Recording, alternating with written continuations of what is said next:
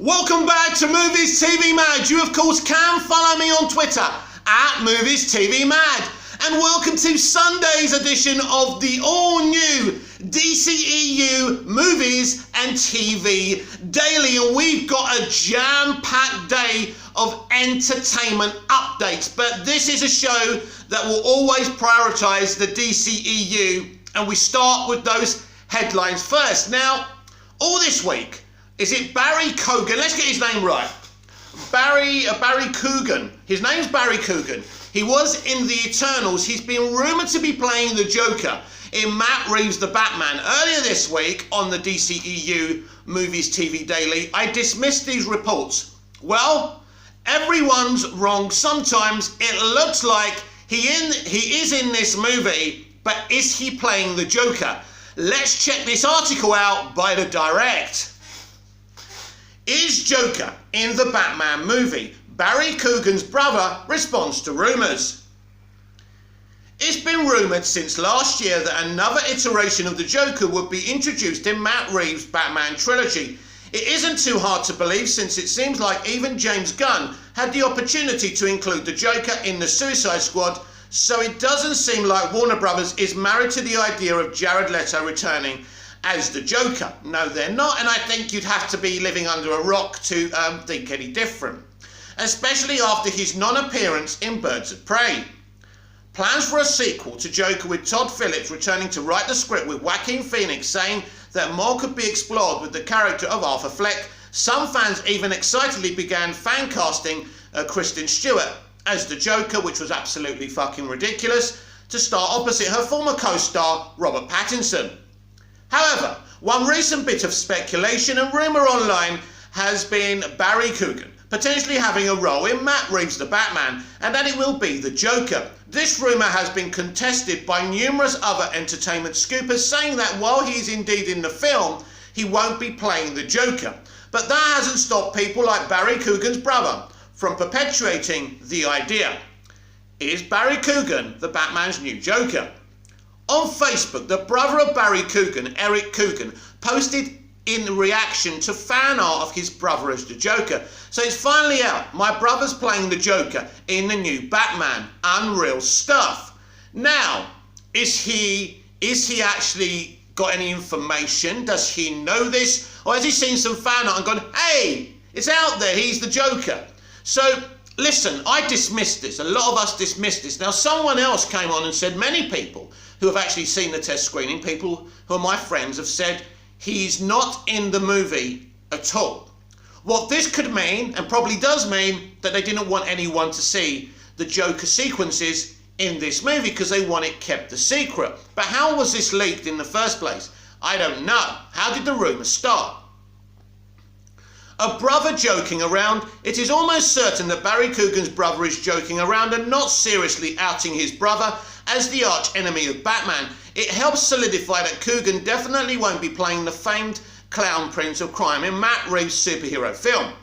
Hopefully, whatever role Keoghan will be playing, he sticks around, as he's been out of the standout parts. Sorry, let's say that again. As he's been out of the standout parts in the recent Eternals with fans. So it'll be nice for DC audiences to have their share of Keoghan. Fans will find out for sure who Keoghan will be playing when they see the Batman in theatres on March the 4th, 2022. But that's ages. It's not fair. Anyway, what do I think about all of this? Well, I have reached out to my sources, and either people are not saying or they don't have a fucking clue.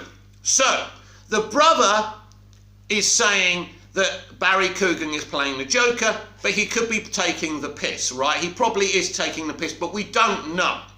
So we know in the test screenings, Barry was not seen in the movie. So either his Joker character was removed so no one could see it, or even something even more exciting, that Barry is playing another iconic Batman villain or Batman character.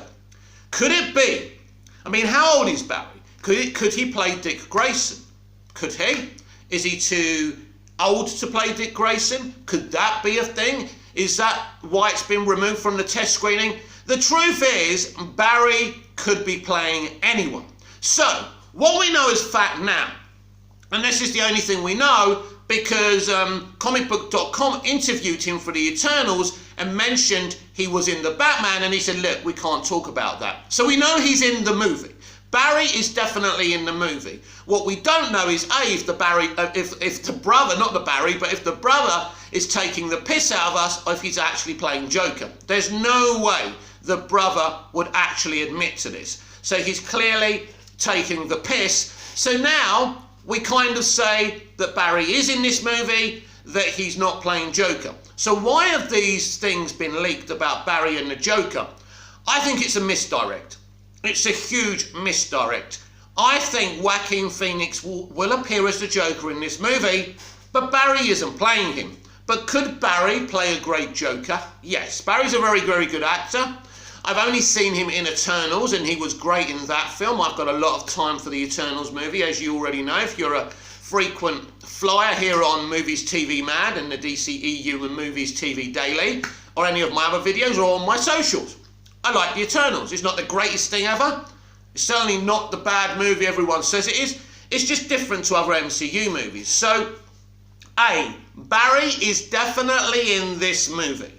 But what's not for sure right now, whether he's the Joker or he's playing somebody else. But here on Movies TV Mad, of course, as usual, I will keep you apprised of the situation. But he's a great actor, and I'm happy that he's in the movie. So Hiram Garcia has been talking Black Adam again, and this time he's talking one of my most exciting characters in the Black Adam film, and it's called Aldis Hodge's Hawkman. So I'm very, very excited to talk about this. Black Adam producer reveals character details of Aldis Hodge's Hawkman. Exclusive. Black Adam producer Hiram Garcia dropped some details about Aldis Hodge's Hawkman, indicating which origin the movie will adapt, by Richard Think of Screen Rant. Black Adam producer Hiram Garcia shared some details about Aldis Hodge's Hawkman character in the upcoming film. Black Adam is currently set for release in July 2022 and will see the title character played by Dwayne Johnson face off against the Justice Society of America. One of the founding members of the Justice Society of America in the comics is Hawkman, who will make his big screen debut in Black Adam, played by Hodge. Hawkman was introduced in the 1940s Flash Comics 1, created by Gardner Fox and Dennis Neville.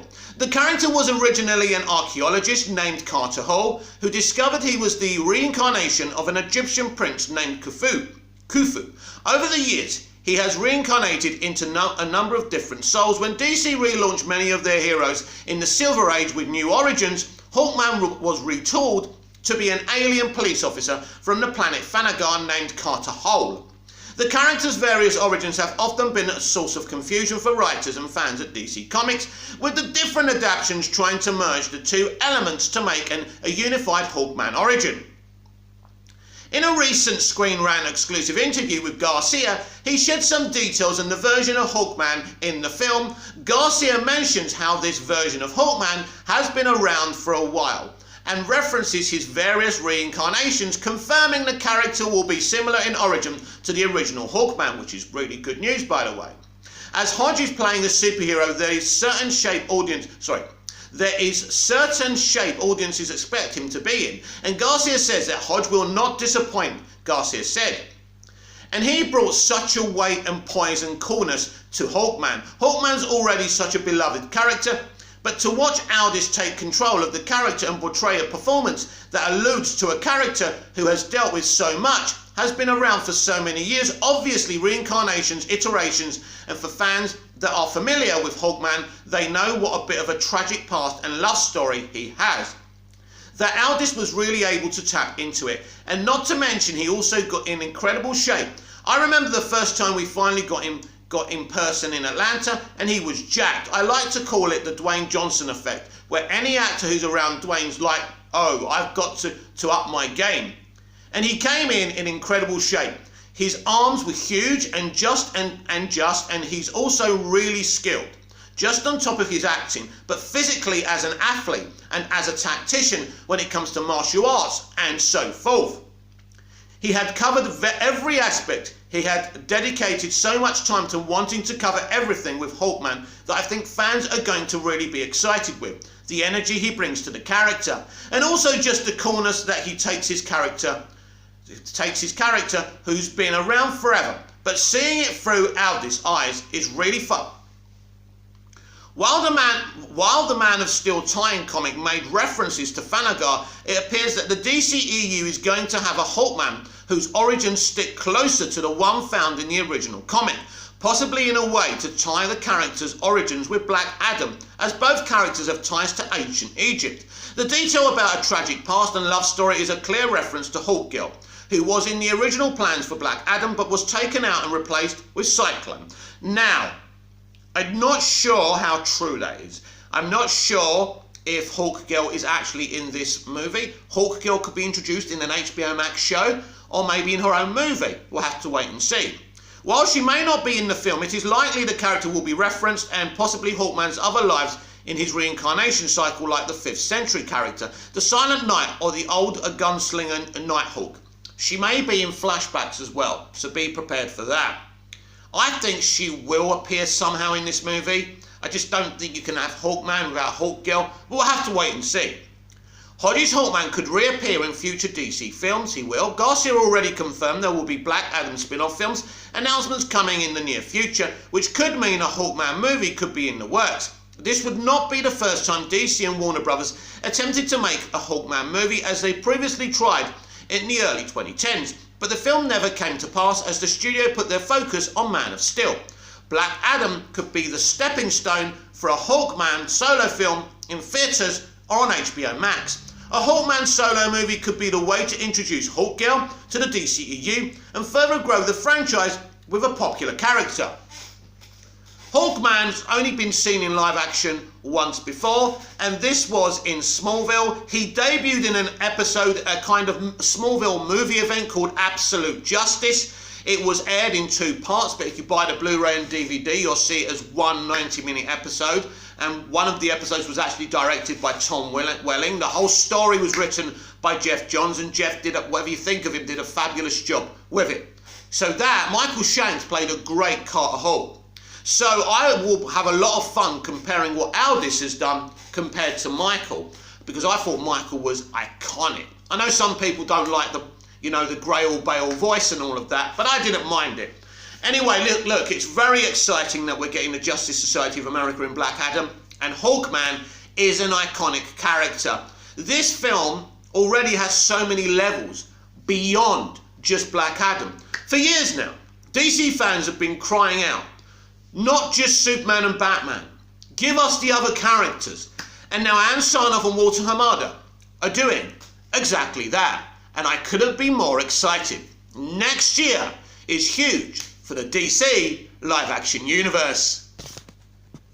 Now it's time for all your entertainment updates away from the DCEU. Star Wars report debunks Marvel Eternals director's rumoured movie. This is very interesting, isn't it? Because it was a shock that Clay was doing a Star Wars movie. She, of course, could end up doing this movie, but at this moment in time, they're saying that she's not. That's interesting. And it came out just as news came out that Eternals had a second-week drop of over 70%. I'm sure Disney and Lucasfilm and Kevin Feige wouldn't drop a director because of that, would they? But obviously, clearly, she wasn't doing it in the first place. We'll have to wait and see. Wouldn't it be amazing if George Lucas directed Kevin Feige's movie? Come on. He's fit, he can still do it, and everyone would love to have George. But Dave Filoni directing the movie would be as big as George Lucas in a lot of ways. So let's see who actually finally does it. The Star Wars branch of Disney is in a bit of a state of flux. What was once one of the biggest names in movies has begun to thrive in serialized streaming content after a couple of critical duds in the theatres. The galaxy far, far away has found success in Disney Plus projects like The Mandalorian. While the calendar is packed to the brim with streaming series for the franchise after a couple of years at the drawing board, Star Wars is ready to come back to the movie theatre. Among these new movies include the Taika Waititi project, Rogue Squadron, which probably isn't happening now, by the way, and the mystery project produced by Marvel Studios president Kevin Feige, because the truth is, it's Feige now secretly, basically in ghost form, running the Star Wars universe on Disney Plus, and you can tell with what they're doing, he's running it, and he's running it cinematically. That's why Taika Waititi got a Star Wars movie. This is obvious, and people tell me this. My sources are telling me Kevin Feige is actually the unofficial president now of Lucasfilm, as well as being the official president of Marvel Studios. Wow, that guy's busy. Not much is known about Feige's Star Wars movie, but it was rumoured that the director of recent MCU Epic Eternals, Chloe Zhao, would take the helm. It turns out, though, that this may not be the case. Zhao is not doing Star Wars, so not even the direct, this article I'm reading it from, actually have a clue. Despite previous rumours, The Hollywood Reporter revealed that Chloe Zhao is not taking the directing chair of Marvel Studios President Kevin Feige's upcoming Star Wars project. Insiders say that Zhao is not only not working on the Feige-produced film, but that the Academy Award-winning director is not involved with any Star Wars films at the moment. And at the moment is a big thing. Star Wars is in flux. She could actually be directing this movie. We'll have to wait and see. But she'd be perfect for it. When rumours dropped that Zhao was supposedly jumping in to take on this Kevin Feige Star Wars project, the internet flipped out. Many have felt that the Oscar-winning director would have almost been a better fit for the Lucasian lore than the MCU, particularly after the tough theatrical run for Eternals. Zhao made a name for herself by capturing vast natural settings in films like The Rider and Nomadland. She has a knack for taking grand and making it personal and small, something that would work perfectly in the world of Star Wars. So it is upsetting to see that she's in fact not the one to bring Feige's movie to life. Word is that the director and Feige clashed pretty hard during the production of Eternals. Now, I haven't heard this, but this doesn't surprise me. And this is what happens, Kevin, when you mess with auteur directors. If you want an auteur director, you can't force feed your characters and your jokes in. You've got to allow them to do what they want to do. And this is why Zack Snyder's always said he'd never do a Star Wars film with Disney as much as he'd love to do a Star Wars movie. So it was shocking to see the headlines reading that the two were going to work together again so closely. Well, maybe Kevin Feige's a sadist, who knows? But if that well has not been completely poisoned, Disney could have something pretty special on their hands if they were to bring Zhao in to do something with Star Wars. It doesn't have to be this Feige-produced project, but just having her play around in the world of Lucasfilm feels like it would produce something magical. The Eternals director looks as though she loved her time working within a franchise framework, so she would very likely be game. It's just on the House of Mouse to make that call. If I was Chloe, I'd run to Warner Brothers immediately. With what Denis Villeneuve was allowed to do, by WB, by the way, no matter how he feels about the day and date, they gave him his freedom to make his movie, and the success is, very strong box office, considering it's also available on HBO Max on the day and date platform as well. So I think Chloe would be great in the DCEU, a place where there's more chance of her having some creative freedom as well. But if she stays with Disney, these are the problems she's going to have. So at this moment in time, Chloe is not directing Kevin Feige's Star Wars film, but of course this just could mean they weren't ready to announce it, and they told all the kind of media people, withdraw it, we're not ready to talk about it. And maybe something's changed, because things are changing at Disney all the time. Behind the scenes, there's a big mess going on. And I think when someone actually exposes what's going on behind the scenes at Marvel Studios right now and at Lucasfilm, they are going to have a huge problem. We'll just have to wait and see what happens. But Chloe at this point isn't making Star Wars. But what is very sure to see, Kevin Feige is now the president of Lucasfilm. They just don't want any of us to know it officially. Tom Holland promises to help the next Spider-Man actor. Now I'm going to read this article by Adam Benz of Screen Rant, then we're going to get into all this breaking news that trailer 2 of Spider-Man Spider-Man No Way Home will actually premiere at a big fan event where you can buy tickets for in California. And I want to go into that because I'm not exactly happy about this announcement. Anyway, Tom Holland promises to help the next Spider-Man actor. Tom Holland vows to mentor the next young actor who is cast to replace him as Spider-Man, whether that happens next year or in 5 years. Tom Holland vows to help out the next Spider-Man actor who replaces him in Spider-Man No Way Home. Holland suits up for his third solo outing as the wall-crawling superhero and his 6th overall appearance in the Marvel Cinematic Universe. However, his most recent appearance as Spider-Man came in another Sony Marvel collaboration, Venom, Let There Be Carnage, during a momentous mid-credits scene that is expected to change the game moving forward. So we know that they've pretty much just started in the past few years a Sony Spider-Man extended cinematic universe, and it's going to be very, very interesting which does better, but also this will be connected to the MCU as well. So very exciting if you're a Marvel fan, if you're happy with that. Anyway, before Holland was introduced to the MCU as Spider-Man in 2016's Captain America Civil War, the iconic web-slinger was portrayed by 2 actors before him. The superhero first graced the silver screen in Sam Raimi's successful 2002 adaptation, played by Tobey Maguire.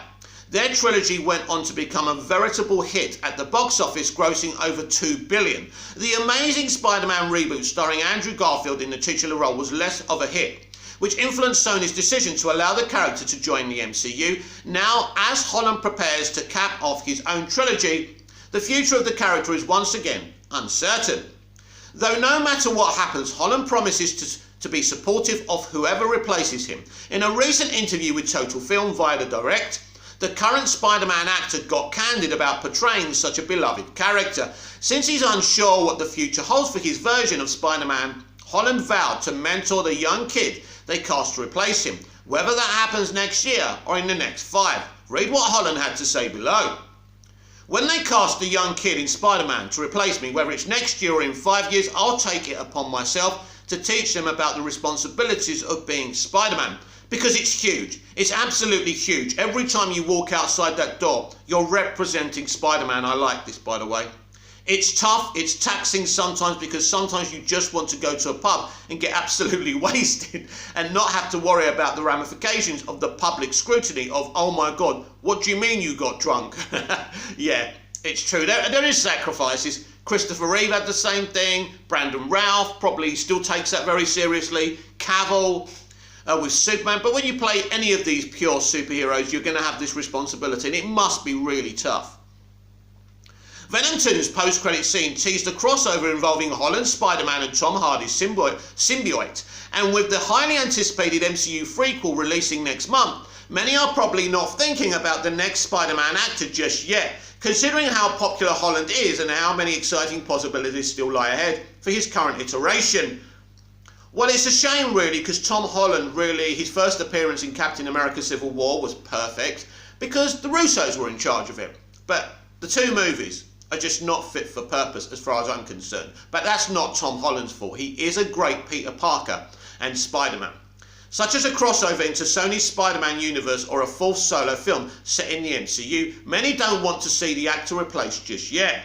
However, unfortunately, it is inevitable in the superhero business that another actor will eventually replace Holland as Spider-Man, especially considering Marvel and Sony's past disputes over the character. As Maguire, Garfield and Holland can attest, it's not easy being Spider-Man and coping with all the pressure and responsibility that comes with the role. Although it's nice to know the next actor who dons the Spidey suit will be mentored by the most experienced Spider-Man actor to date. The most experienced Spider-Man actor to date. Because he's done more movies, right? That's what you mean, not because he's older, because he's not older than Tobey and Andy. Anyway, semantics, let's not get involved with that. Right, so yesterday, that's a great article, and it's great to hear of Tom's, feeling responsible for the next young kid who plays him. If it is a young kid, maybe Tobey and Andy will take over at the Spider-Man Sony cinema. Let's start again. The Sony Spider-Man Cinematic Universe. So maybe there won't be a young kid taking over. It's a bit of a weird situation because whether Tom Holland is still Spider-Man after this is interesting. We have 3 Spider-Man in Spider-Man No Way Home. So one of them's probably going to die. The popular choice right now is that it's going to be Tobey, which would disappoint me because Tobey's my favourite. I doubt Tobey will want to keep doing it, but we will wait and see what happens. Anyway, yesterday it was announced that trailer 2 of Spider-Man No Way Home, probably the most anticipated film probably in the past few years, it was announced that trailer 2 would be released at a fan event that you'd have to pay for and buy tickets for. Now, conveniently, a lot of journalists have got their hands on around 40 to 50 tickets each, which they're allowing you to enter competitions to buy. Why am I not happy about this? First of all, charging people for a fucking trailer is outrageous, and I don't like it. Second of all, this is an event in America. A lot of people talk about WB not being consumer friendly, but last year during the peak of the COVID pandemic, they set up this brilliant event called DC Fandom. It was a global event. You could just turn on your computer or your tablet or your phone and watch it, and it's brilliant. And we had the same again this October. They could have done the same thing, Marvel Studios and Sony. They could have set up something similar to DC Fandom for the Spider-Man trailer. We could have all seen it, and if someone wanted, obviously they've got a special guest turning up at this event. Could be Toby, could be Andy, could be both. They're calling it a surprise. So Toby and Andy could be turning up. I think they will turn up. Or maybe it's William Dafoe or something. But anyway, all this could have been done via a stream online. We watched the trailer, we see these lads come on, it would have been awesome. People would have been just as pumped for it. Now, don't forget, DC Fandom is absolutely free. But to charge fans to go and see a Spider-Man trailer, and of course the fans in America and close to California, it's great for them. But you're ripping off the global fans. You're not allowing them, to be able to be in on this. Now, unless there will be some kind of simulcast on the internet while people are watching the trailer on the internet, while people are watching the trailer at the fan event in California, they'll be able to stream it live globally around the world on the internet. Because apparently Sony are going to announce something else about Tuesday. Don't get me wrong, it's hugely exciting. I'm excited about Spider-Man No Way Home. But these two companies have been playing us from the very beginning. Leaking out. They leaked out the fact, and this is a fact, they leaked out the fact that Toby and Andy were reprising their roles as Peter Parker and Spider-Man in Spider-Man No Way Home. They leaked it out. They leaked it out on purpose. And then on the other hand, they were like, no, it's not true. All these internet rumours, that internet man. We know they were leaking this out on purpose. They have done this really great marketing campaign of not marketing the film thus far, but now. This is a huge way to market a movie. Is it good marketing? Of course it is. But me, as someone who doesn't live in America, wants access to this trailer straight away. So I would think that, I'm complaining about it, but I would think that Sony will probably sit me down on this and actually announce that they're going to show the whole event online across the world if you're not in America. But I'm sure even if you're in America, you'll be able to watch it online if you can't get tickets. So this is a really good thing, and it's an exciting thing, but I'm also a little bit triggered about it as well. Just release the damn trailer. But obviously they want to make as much money over on the hype of this as possible. Spider-Man No Way Home is potentially a $2 billion box office movie globally. We are in a pandemic. This will break pandemic records. There's no question about this. This will be, certainly in the opening, the most successful opening box office globally of the year. We know that. There's no point debating that. Now, for it to do the big money we think it probably will make, it's got to be a good movie that people like. That's the thing. I have doubts about this movie. Why do I have doubts about this movie? Because it's directed and pretty much written by the people. Basically, this film is made by the people who made Spider-Man Homecoming and Spider-Man Far From Home. That's the responsibility you're giving to these people. This is why I always kind of a little bit doubtful about the Flash movie, even as pumped as I am, that it sounds, because it's rebooting the universe. It's Flashpoint. It's exciting. I trust Andy Muschietti. But let's not forget that Christina Hodson, the woman who wrote Birds of Prey, is also writing this movie, and Batgirl. So it's very, very interesting, the responsibility that Christina's been given. So we'll have to wait and see how she does. So obviously I'm sceptical about that film, although I'm excited about it. So I'm sceptical about Spider-Man No Way Home, but I'm still very excited about it. So if this film is as good as everyone hopes and thinks it's going to be, you're looking at a big grosser, and it could be Force Awakens money, just about over $2 billion. Do I think that's possible in a pandemic era? Yes, I do.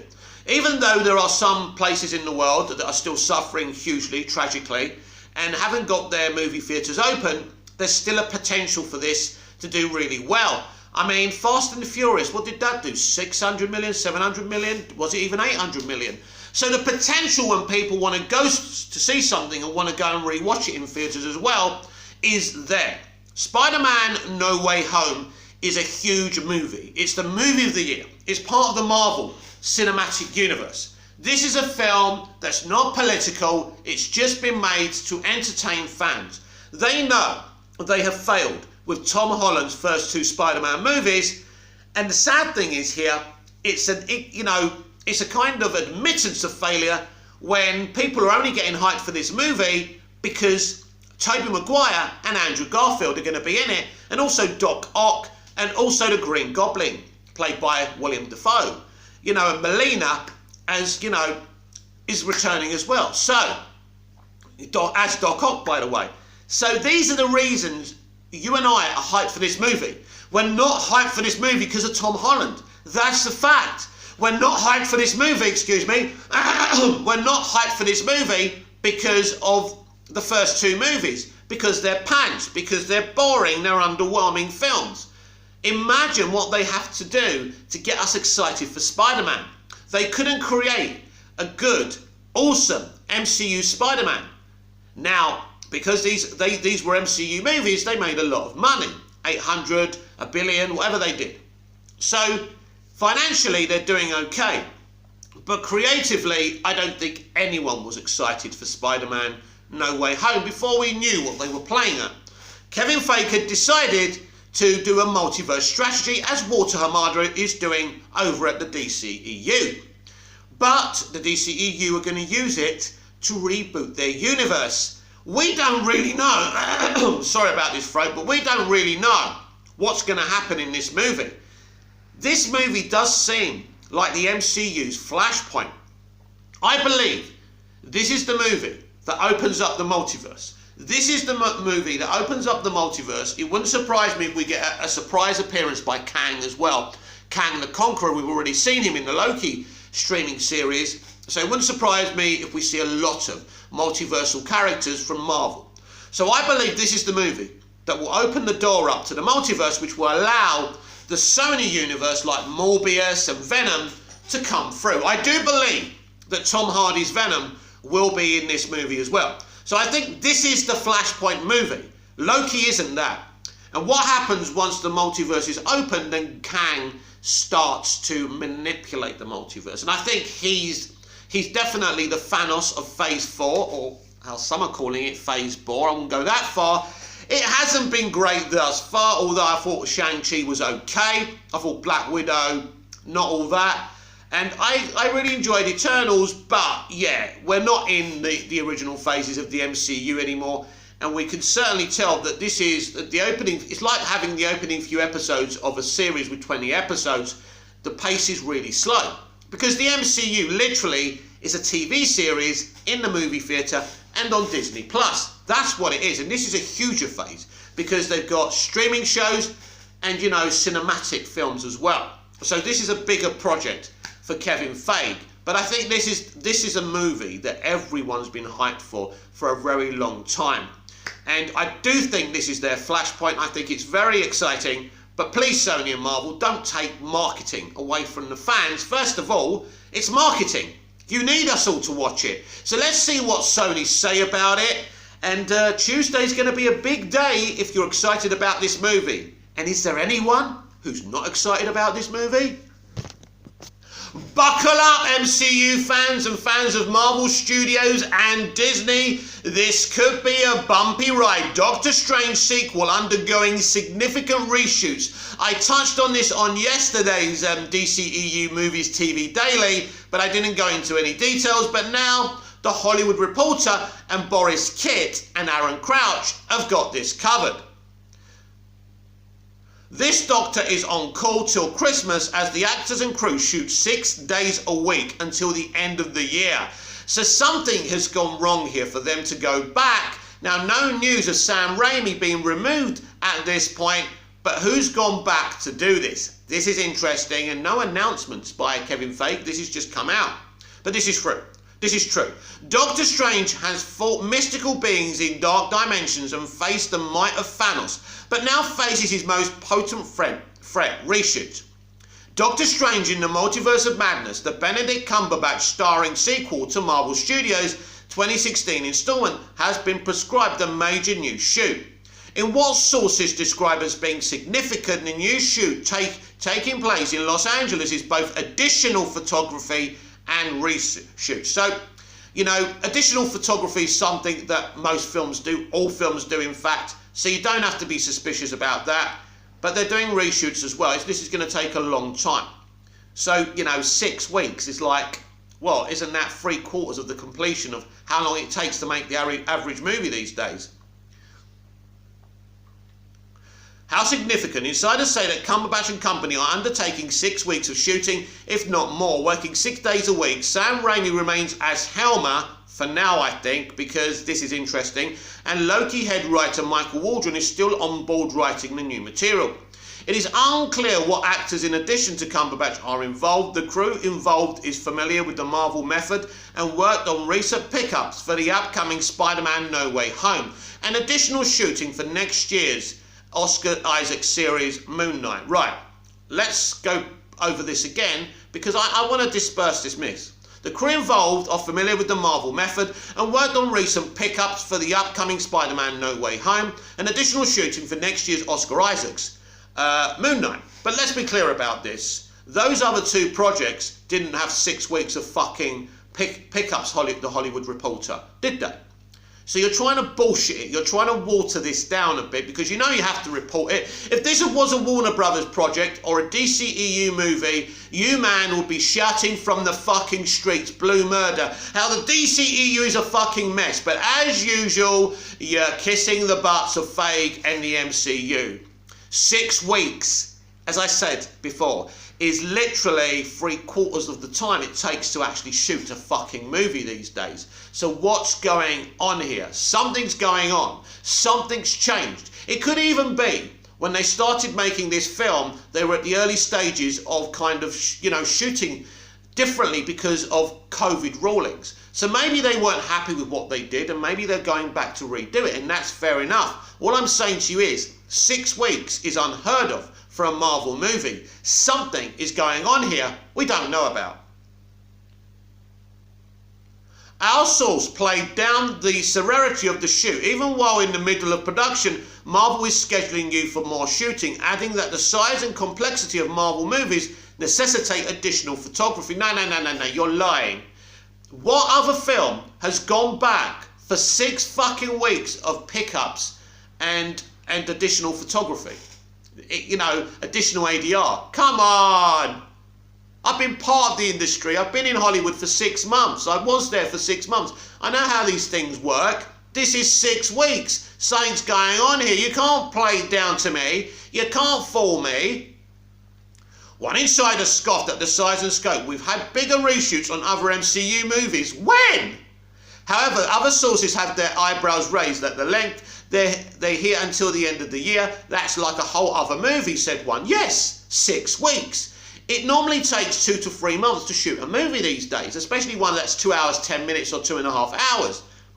Several factors appear to be driving the shoot. One insider said about 2 weeks are dedicated to principal photography. That was held over from the initial shoot. Yeah, I don't believe that. That took place in the UK due to what is described as actor availability issues. The insider played down concerns that the reshoots were related to retooling the story. No, they are.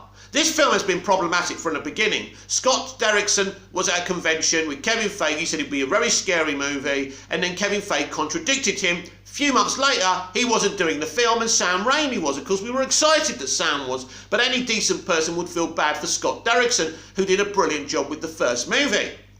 Another reason for the shoot concerns catching up on production showdowns from COVID-related matters that hit the initial UK productions. It was those slowdowns that reared their head when they unexpectedly affected the Marvel release schedule in October. On October 18th, Marvel and Disney announced the pushing back of Multiverse of Madness from March the 25th say this again.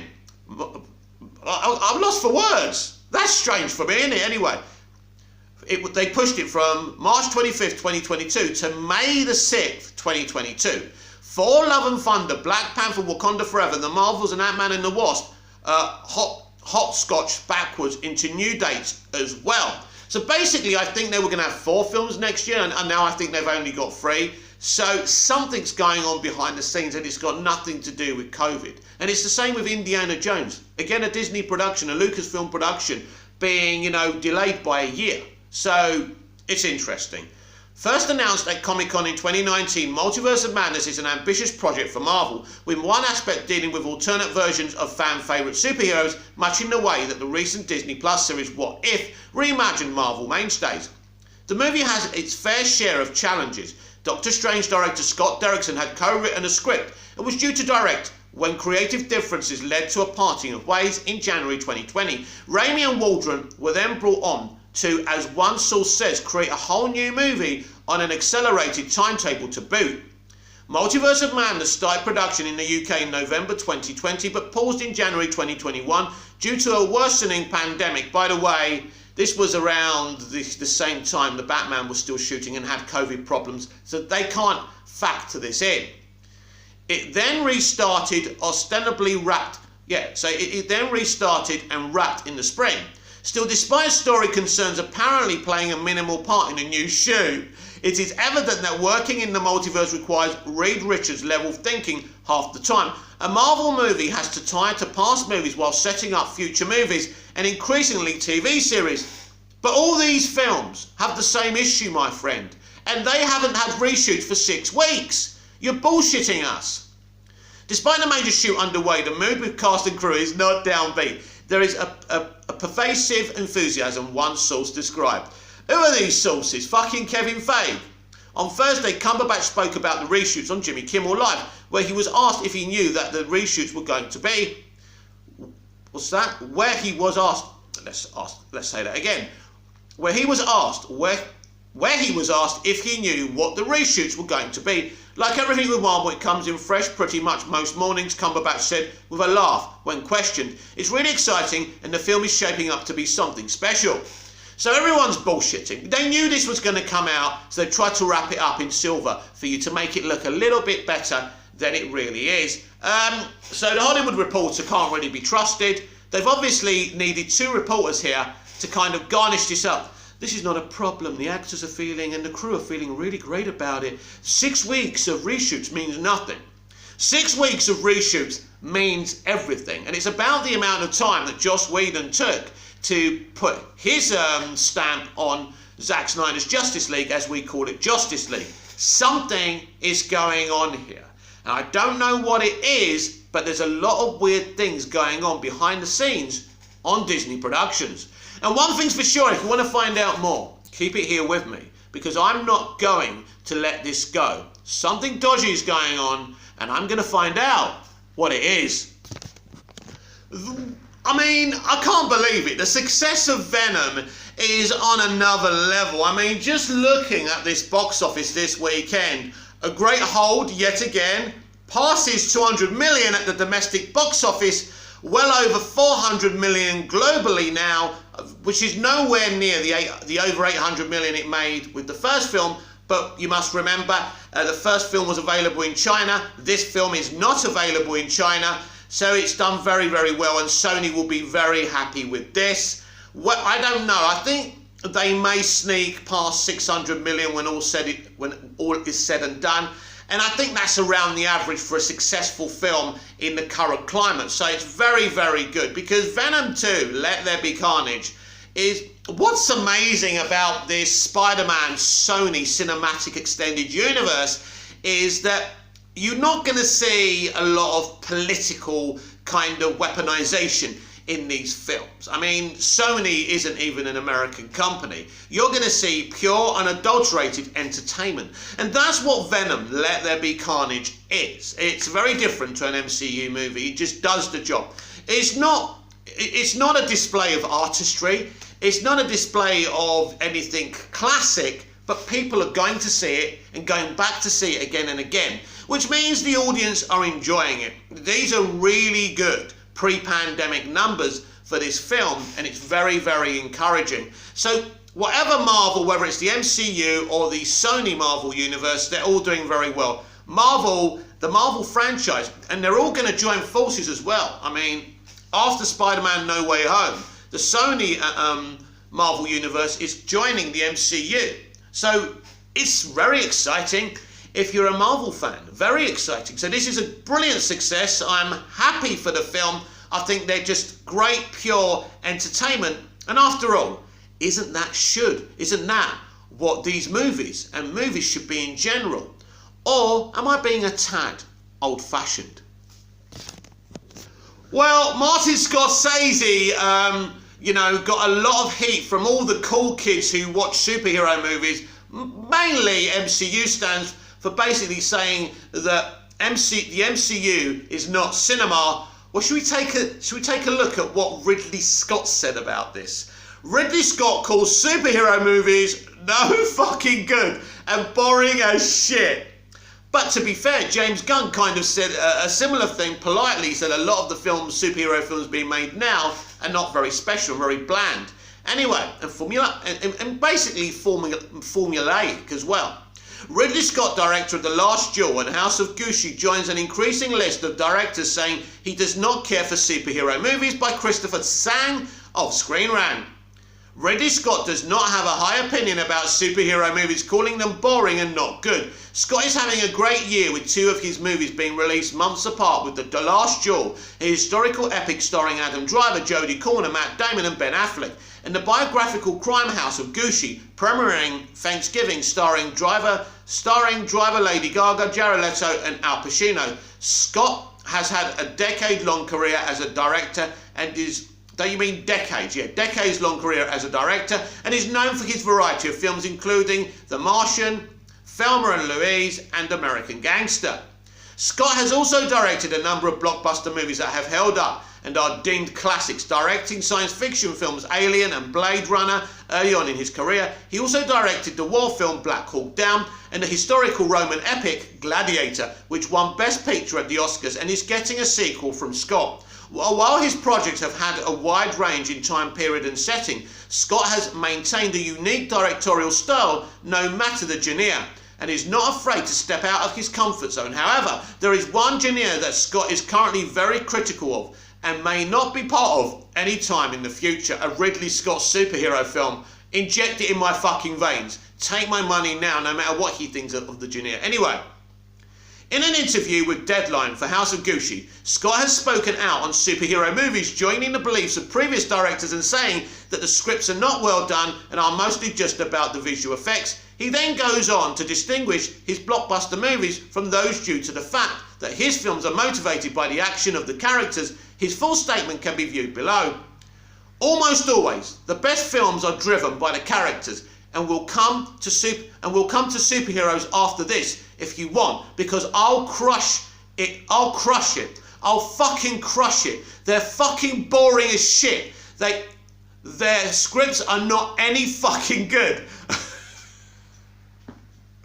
Oh dear, this is hilarious. So he goes, they're fucking boring as shit. Their scripts are not any fucking good. I think I've done 3 great scripted superhero movies. One would be Alien with Sigourney Weaver, one would be fucking Gladiator, and one would be Harrison Ford. They're superhero movies. Not really, mate. So why don't the superhero movies have better stories? Sorry, I got off the rail, but I mean, come on. They're mostly saved by special effects, and that's becoming boring for everyone who works with special effects, if you've got the money. Scott is certainly not the first powerful filmmaker to blatantly bash superhero films. There has been an ongoing debate regarding the Marvel franchise with many directors, including Denis Villeneuve and Martin Scorsese, who have both expressed their distaste for the films. The statements have generated much controversy with actors and directors in the industry, as well as fans of the superhero genre since then. It has garnered a larger response and discussion over time, especially during the COVID-19 pandemic, when theatres are beginning to reopen, about what will entice audiences to fill up seats. Well, Spider-Man No Way Home, the most anticipated film this year, is a superhero movie. It doesn't mean it's a better film than these two films that Ridley Scott has made. It's about popularity. It's about what the cool kids want. And it's always been that way. When I was growing up in the 80s and 90s, it was Arnold Schwarzenegger and Sylvester Stallone and the big muscular action heroes and people like Bruce Willis in Die Hard. And now it's changed to superheroes. There'll always be a fad. There'll always be a fashion, whether it's movies, music or anything. Of course, all the aversion towards superhero movies does stem from the fact that the MCU franchise continues to dominate the box office. But let's not forget how they dominate the box office. They pay movie theatre companies a lot of money to clear out a lot of movies after a couple of weeks so they can have the theatres. And this is something that Quentin Tarantino has spoken about at length. Does stem from the fact that MCU franchise continues to dominate the box office. The genre is part of the large bulk of the industry, so Scott is certainly not unsupported in his claims, given that he's more focused on the storytelling and character elements. His opinion also illustrates that the movie business is rapidly changing, as well as the discussion over the conflict of quality of films. What sells more money along with generating a bigger audience? It is definitely something to consider, but it is safe to assume that Scott will not be directing something from the Marvel franchise anytime soon, and it does seem like he was talking mostly about the Marvel Cinematic Universe. Yes, these older directors and creatives and storytellers are not happy with Marvel Studios because they're, as I keep on calling it, it's the sandwich you can take a chunk of and move on. It's the chewing gum that runs out of flavour quickly. These are not particularly well-crafted artistic movies. They're not badly made movies, but you know what I mean. It is about special effects. It is about a gag. They are entertaining, but very few of them are good movies that go with the characters. I think the first film, Iron Man, is very, very character-driven, and it works for me. Iron Man 2 is quite actually a great performance by Robert Downey Jr. and it is character-driven. I don't really like the film. I find it boring, but it is character-driven. And even really the initial phase one, when you look at Captain America, the First Avenger, very character-driven. Ed Norton's Incredible Hulk movie, very character-driven. It's only once we get to the Avengers movies and we leave that they go away from character-driven origin stories. What they started to do is take origin stories and cross over other MCU characters. They've been doing this since the first Avengers movie because they knew that movie worked because the element of crossover and other characters, you know, fighting a villain together.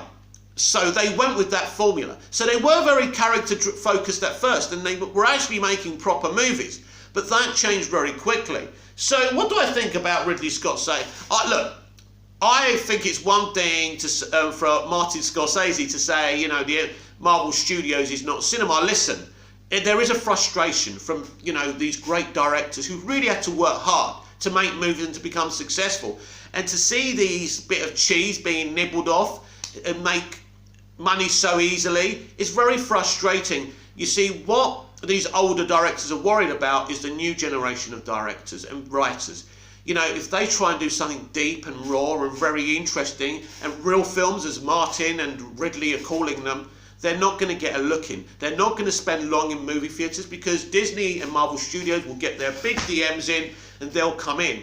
This is the problem. The domination of Marvel Studios and the superhero, and I've said it before, there's no variety in film anymore.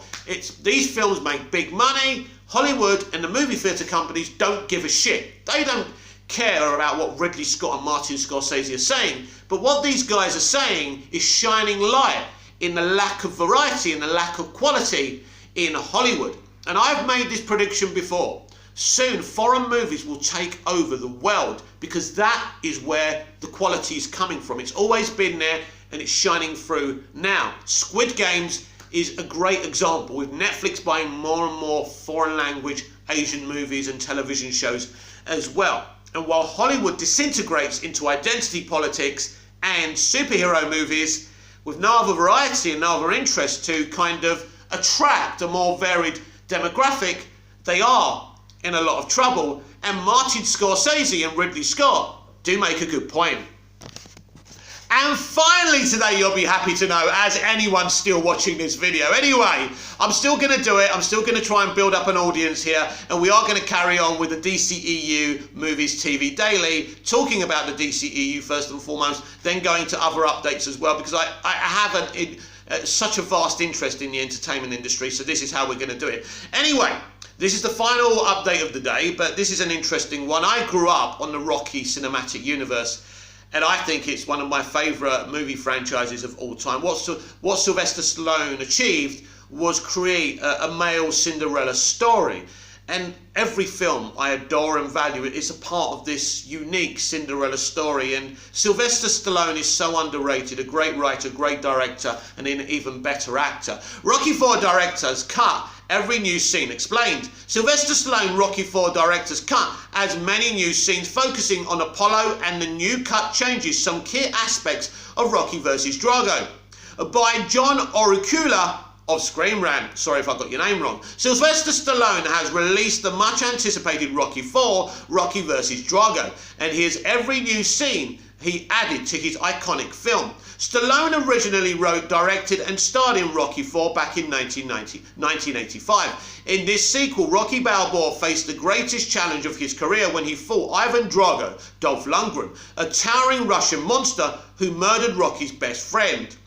Apollo Creed, Carl Weathers, in the ring. Stallone's new version heightens Apollo's importance to Rocky and to the film. Rocky IV is the favourite film of many long-time Rocky fans because of its straightforward, almost superheroic story of Balboa avenging his fallen best friend. Indeed, Rocky IV goes even further than Rocky III did, with its hyper-kinetic boxing action and MTV-style training montages, set to the pulse-pounding song Hearts on Fire by John Cafati and the Beaver Brown Band. But in recent years, Stallone revealed his dissatisfaction with Rocky IV, and specifically his decision to kill off the popular Apollo Creed, which he now regrets doing. Do you know what? I think it would have been, how do you not kill him off? How does the story work? I suppose he could have crippled him and had him in a wheelchair, or he could have been in a coma for the rest of his life. So I guess there's different ways of doing it. And yet it's Apollo's death that spurs Rocky on to fight Drago in what's arguably the most thrilling of all Rocky Balboa's boxing matches. Thankfully, Stallone wisely kept the most important and beloved moments of Rocky IV. James Brown singing Living in America, Apollo's fatal fight with Drago, Rocky's training montage in Russia, and the climactic Rocky vs. Drago fight intact in his director's cut. But Sylvester Stallone did make numerous changes to Rocky IV. Rocky vs. Drago, both minor and significant. Stallone exercised scenes he never liked, such as when Paulie Burt Young got a robot for his birthday. I like the robot and all of the robot-related scenes, but it's not fair. The director also added a new footage to many scenes, inserting dialogue or previously cut moments to reveal more dimensions to characters like Rocky's wife, Adrian Talia Shire. More impactfully, Stallone restored entire scenes that were previously left on the cutting room floor, and he also altered the unforgettable ending of Rocky IV so that the film ends on a slightly different note and feel than the 1985 theatrical version. Most importantly, Rocky IV, Rocky vs. Drago, emphasized the brotherhood between Rocky Balboa and Apollo Creed in ways that are clearer than it was in the original film. Here are all the major new scenes in the Sylvester Stallone Rocky IV director's cut and how they changed the movie.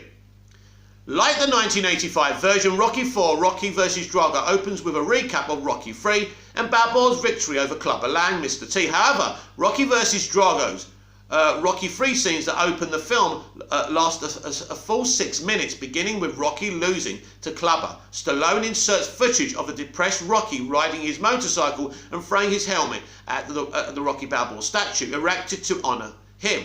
Stallone then shows Apollo finding Rocky at Mickey Goldmill's Burgers Meredith Gym and telling him he needs to get back the Eye of the Tiger. Rocky vs. Drago then cuts to the second fight between Balboa and Lang, where Apollo is in Rocky's corner as his trainer. Rocky beats Clubber in the third round to become a two-time heavyweight champion, but instead of the hit song Eye of the Tiger by Survivor, Stallone plays The Sweetest Victory by Touch, which is actually from the Rocky IV soundtrack over the closing moments of Rocky III.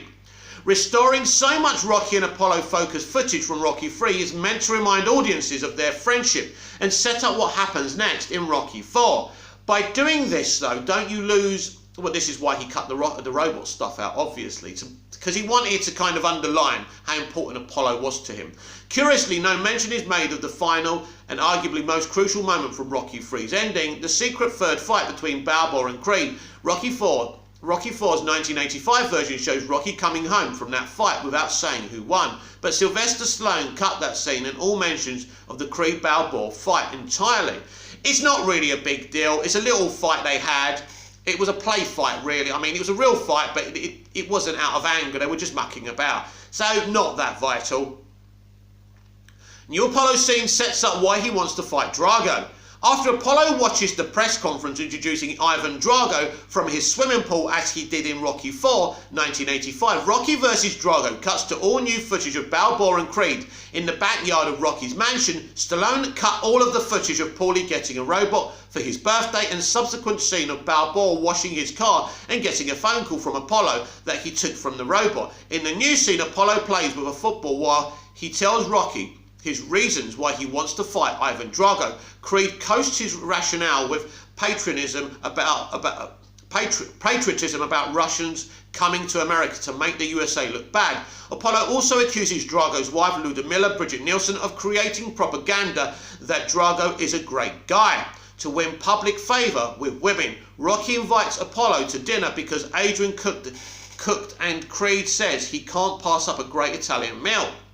After dinner, Adrian expresses her opinion that Apollo fighting Drago would be a mistake, and Stallone adds extra dialogue to help Rocky's loving wife hammer her point home. Adrian excuses herself and Rocky follows her to the kitchen. In a brand new scene, Rocky asks Adrian if she's mad, but she isn't. Instead, Adrian succinctly points out that Apollo wants to be loved, and he really desires a fight with Drago to reclaim the spotlight he desperately misses after 5 years in retirement. Adrian also tells Rocky that this fight won't happen if he doesn't back it. The new scene gives Adrian more agency because she's ultimately right, which is a refreshing change from how generally absent Rocky's wife was in the 1985 Rocky IV. This is interesting because if Rocky didn't support the fight, it doesn't happen. And this is part of the reason where Rocky has a responsibility here, but because his friend begs him to make this happen, Rocky hasn't got the heart to say no. So it's very difficult, very difficult. Afterwards, Rocky and Apollo watch footage of their fight from Rocky II, and scene generally plays out the way it did in the original Rocky IV, but Stallone makes some glaring cuts to the dialogue. However, Apollo's crucial speech that they're warriors and without some water fight, then the warrior may as well be dead. Stallone is intact and pays off later in the film. Sorry, let me say that again. Is intact and pays off later on in the film. Drago speaks more and reveals his character. Apollo's press conference with Drago plays out slightly differently as Sylvester Stallone uses alternate takes of Creed mocking his Russian opponent. Stallone also adds more dialogue from Rocky, who jokes that with Apollo he can't get a word in edgeways before Balboa's quick that Creed will need a ladder to fight Drago. But the crucial new addition to this scene is when the previously silent Drago speaks at the press conference, drinking from a glass of water. Drago promises, "I did not come here to lose." And it's evident Ivan takes Apollo's taunts and insults even more personally than he did in Rocky IV's 1985 cut. After Drago kills Apollo, there's a relatively new addition as Drago is interviewed where he declares, "Soon the whole world will know my name, Drago." Stallone also adds an insert where Ivan's speech stops his handler, Nikolai Kolov, Michael Pataki, in his tracks. This sets up that Drago is actually a rogue who the Russians don't have under control, and it pays off later on in the Balboa fight when Ivan doesn't listen to and defies his trainers. Apollo's Rocky IV death plays out in Rocky vs. Drago with only one minor tweak. Stallone adds glimpses of Creed attempting to futile counterattack before Drago kills him, and the director reframes Rocky refusing to throw the towel, since Apollo asked him not to, so that Balboa ultimately drops it just as Creed fell for good. There's also new dialogue where Rocky pleads with Creed to stop the fight, saying, "Don't do this to me," making the pivotal decision to save Creed, something Rocky chose not to do.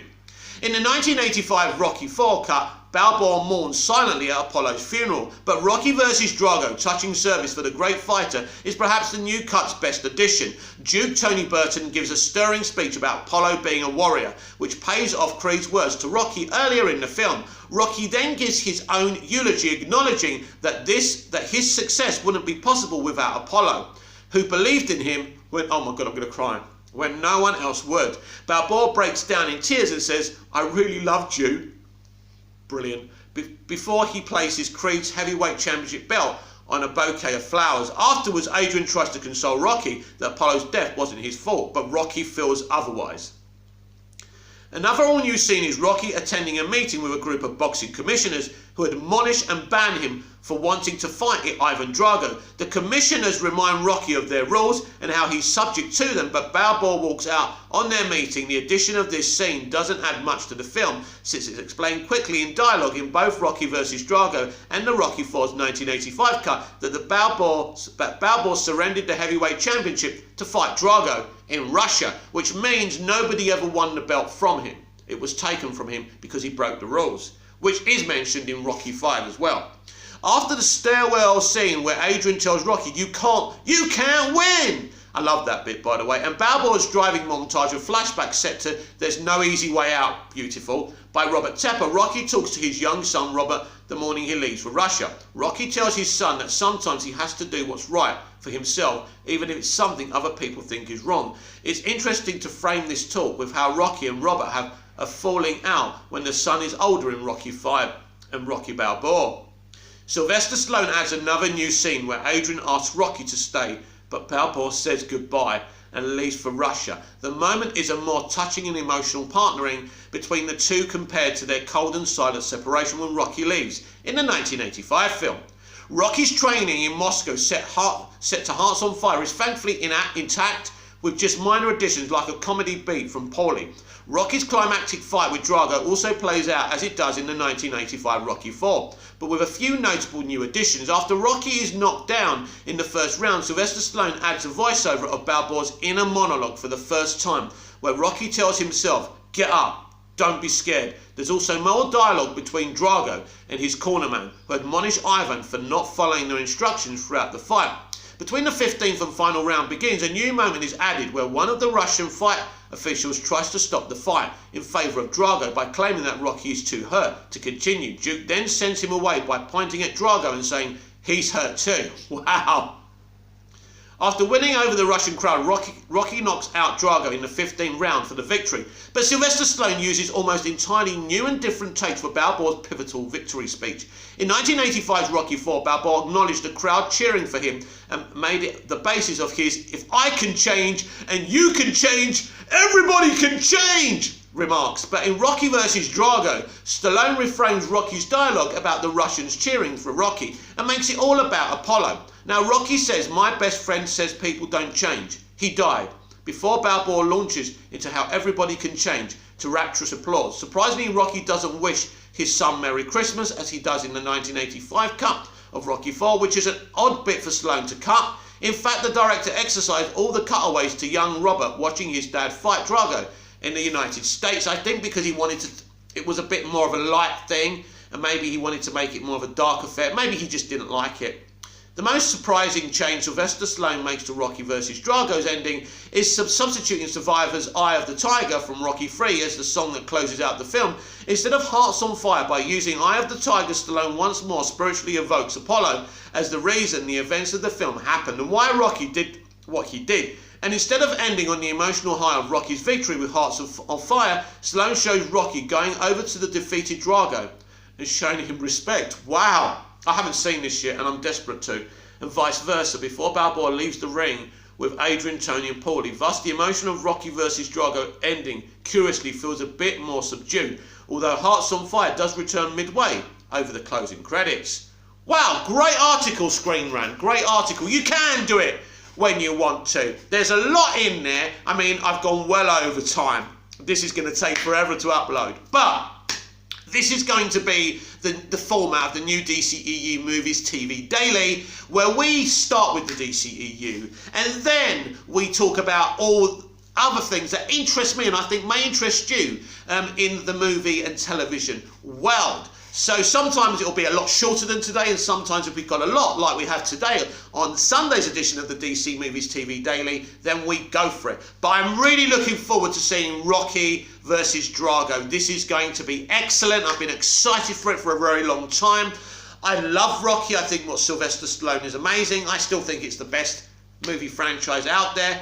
And Sylvester Stallone will always be the box office champion of the world. This has been the DCEU and Movies TV Daily. I'm Mick, your host with the most. Just ask your girlfriends and your wives. Please like, share, subscribe, comment, hit the notification bell so you never miss this perfection. And I'll see you again with more tomorrow on tomorrow's DCEU and Movies TV Daily. I hope you enjoyed it. Until tomorrow, goodbye.